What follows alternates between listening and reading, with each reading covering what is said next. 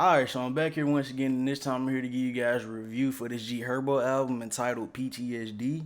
Just so you guys know, this is the standard edition, not the deluxe. If y'all want me to do the deluxe at some point, I ain't got no problem doing it. Just let me know in the comment section. My little background knowledge on G Herbo. I've been listening to G Herbo since, like, my first G Herbo project was the Pistol P project. But at the same time, in between that, I have sort of fell off from him.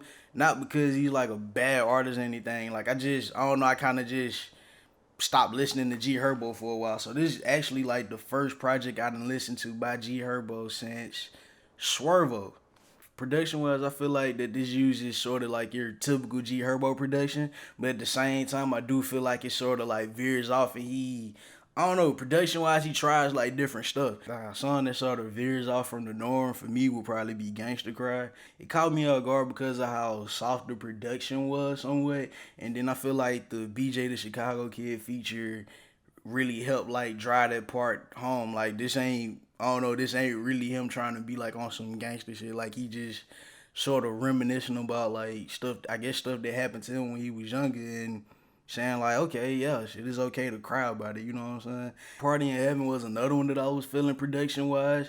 It's hard, and I don't know, it kind of got like this sinister background theme going on with it. Like, it's not necessarily a banger. Like, it's one of those songs that you could just listen to and just be like, all right, damn, they talking about some real shit on here. And that's exactly what, like, when you break down the lyrics and all that stuff, that's exactly what that song gives you. And it's probably like production wise, Party in Heaven is probably my favorite song on this project. Now, I do feel like some of these songs kind of got like a poppy sound a little bit. The song PTSD would be the one that come to mind. Like, I'm not used to hearing G Herbo rap over that type of production, but at the same time, not he don't sound bad. He don't sound bad over. I just don't really like that production for that particular song. And that guitar on high speed for me, like, it pretty much set like a mood for like how that song was gonna go. To me, it's already one of those storytelling ass songs.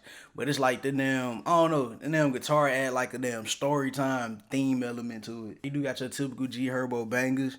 Up in This Bitch sounds like your typical G Herbo song. Death Row sounds like your typical G Herbo song. By Any Means and Gang Bang, those are your typical G Herbo songs. And yeah, bro, for the most part, like, production wise, I feel like this is a silent effort, and I like how I don't know, I feel like I like how he try to do different things. Like, my thing right now is I haven't really listened to everything else, like, in between, I guess, Swervo and this. But I don't know if he really actually tried to venture out and do anything, you know what I'm saying, different with his production from that point on. But I feel like with this, I don't know, I feel like this is a great variety. Lyric wise, I feel like he's on here rapping his ass off. But at the same time, like, I don't know, for me personally, as far as the whole like rapping off beat thing, I'm okay with it. I ain't got no problem with it. And I done got to a point of realizing like, this is G Herbo and this is just how you gonna rap. Either you like it or you don't. He's being more remorseful with these lyrics. Like, first song that come to mind would be Gangsta Cry. Like, the first, within like the, you know what I'm saying, the first verse, he's pretty much on there talking about like seeing when his homeboys die or whatever, and, you know, trying to just overcome that, pour it up, you know what I'm saying, because he was crying so much. And he even talked about like how, you know what I'm saying, that situation, like, it was so bad to a point with him, like, you know, he had to pull up again. He had been sober for so long, but it's just a traumatic situation and pretty much caused him to relapse. You get to the song Feelings, that's one of those stream of conscious songs where it's like, okay, you can throw a chorus in here, but at the same time, bro, like, he going the fuck off and he like spilling his shit. Like, you can hear the pain in his voice as he raps on this song here in particular. He touches on subjects like stuff that's been going on with his baby mama, and like pretty much like stuff that's been going on with him in life, I guess, you know what I'm saying, like right now during this time period. I always felt like G Herbo was an underrated storyteller, and the song High Speed pretty much proves that.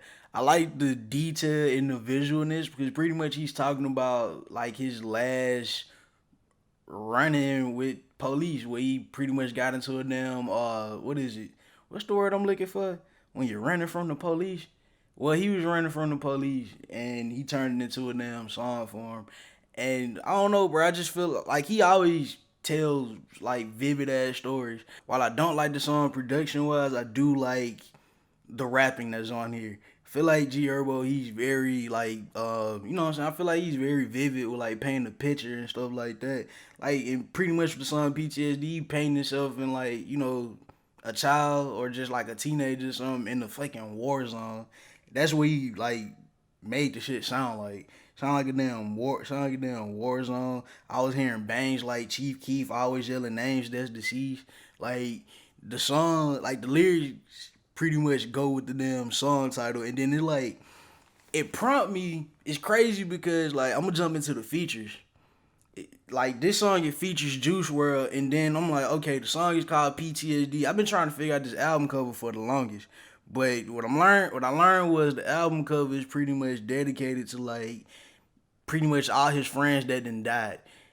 And you look on the damn flag, Juice World sitting like somewhere in the middle on there, if I'm not mistaken.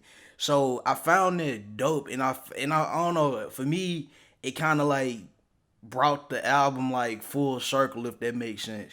I'm just not an A Boogie fan, and I really feel like I don't know. I feel like he kind of ruined that song for me. Like that song already had like a sinister feel to it, but then it's like I don't know, bro. I just be feeling like A Boogie sometimes. Like he be adding like a soft element to it, not to discredit him or nothing like that. It's just I don't know the way he sound on this track. Like it went from like hard to like okay. Then BJ the Chicago kid on Gangsta Cry, he pretty much came out of nowhere. Cause like when I was listening to this CD, I ain't listening to it with like the track list or features or anything in mind. I just went straight into it and just listened all the way through. Yeah, he had a nice ass outro on here too. Lil Durk was another one that sounded great on here. He's low key competing for like my favorite feature on the album. Um I ain't listen to it with the track list and features in mind.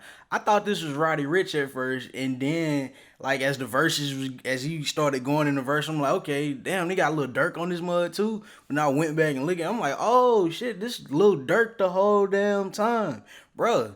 Lil Durk has been on the damn 2020 run, and it's crazy to me because like I'm gonna be honest, bro. I wasn't really the biggest. I don't know. I wasn't really the biggest Dirk fan in the world. Like, but I can see. I don't know, man. Dude done growed a lot since like he first came out. Dude done growed a lot, and I feel like he done sort of found his. I feel like he done sort of found his damn voice.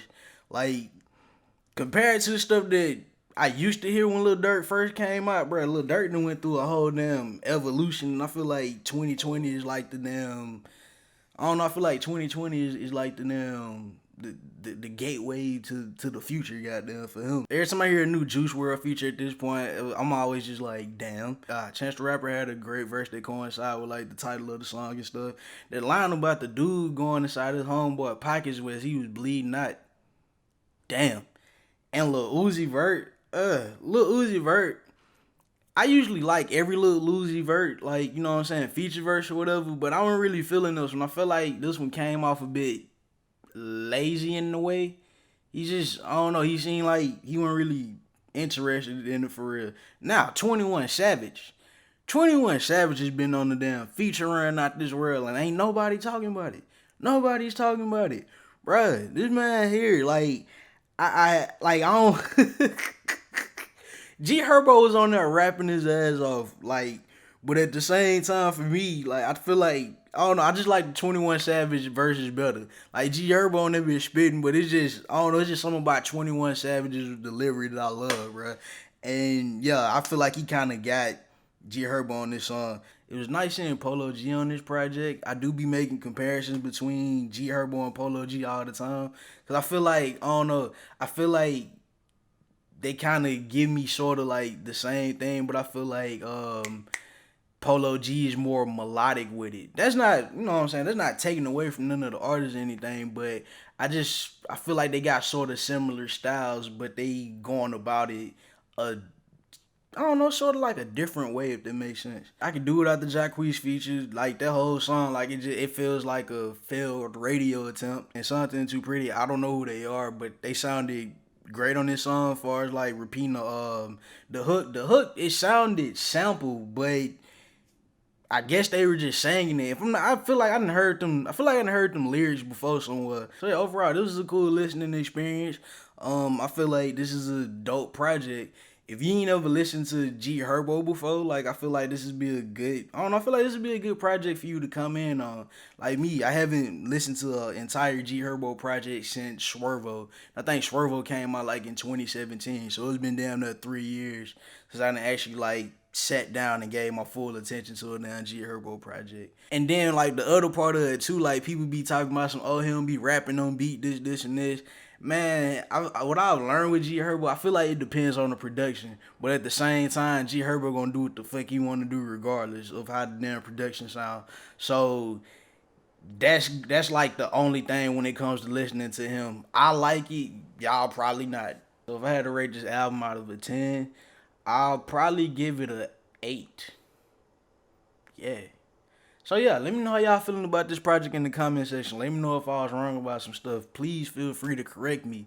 Also, if you guys like the review format that I'm doing, feel free to drop more albums, anything that you guys think that I should review or react to. Also, please be sure to like, subscribe, and comment. Be sure to hit the notification bell so you can get a notification every time I drop a video. Trying to get to 10,000 subscribers before the year up. I really feel like we can do it.